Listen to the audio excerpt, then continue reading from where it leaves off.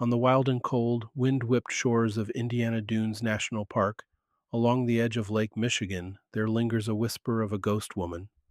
Locals spoke of a mysterious figure, sometimes seen running naked along the beach, sometimes slipping into the cold lake waters at twilight. They called her Diana of the Dunes, but behind the myth is a real woman, Alice Mabel Gray. She was known to be brilliant, unconventional, and unforgettable.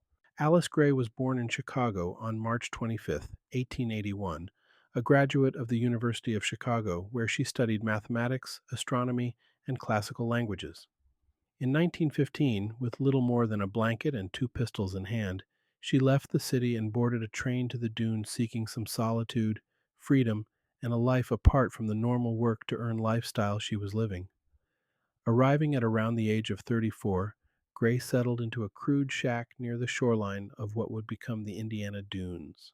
She lived a simple life of fishing, reading obscure books, walking the sands, and watching nature unfold. Local fishermen and newspaper reporters began to notice a woman who was hunting ducks, gathered driftwood, and seemed to vanish among the bleaching sand hills.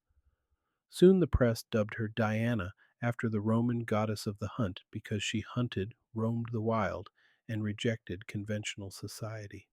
But as the legend grew, so did the ghost stories. According to local lore, fishermen and beach walkers claimed to see a spectral woman, pale and wild haired, running along the surf, sometimes naked, sometimes dripping, and then vanishing into Lake Michigan's dark waves. Some say she still haunts the dunes, forever at home in the sand and wind she loved. Behind the myth, however, were scars.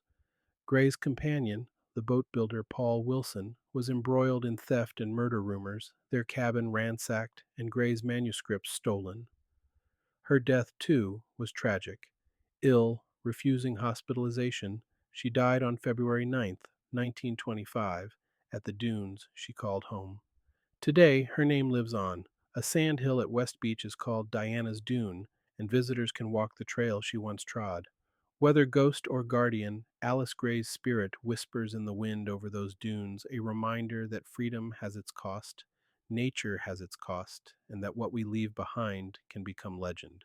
So next time you feel the wind off Lake Michigan and you're alone on the sands, maybe you'll see her footprints in the sand, her echo in the waves. Thanks for watching. If you enjoyed this tale, please like and subscribe for more ghost stories and legends from America's hidden corners. Next time you're in Northwest Indiana, don't be surprised if you hear the whisper of Diana in the dune grasses.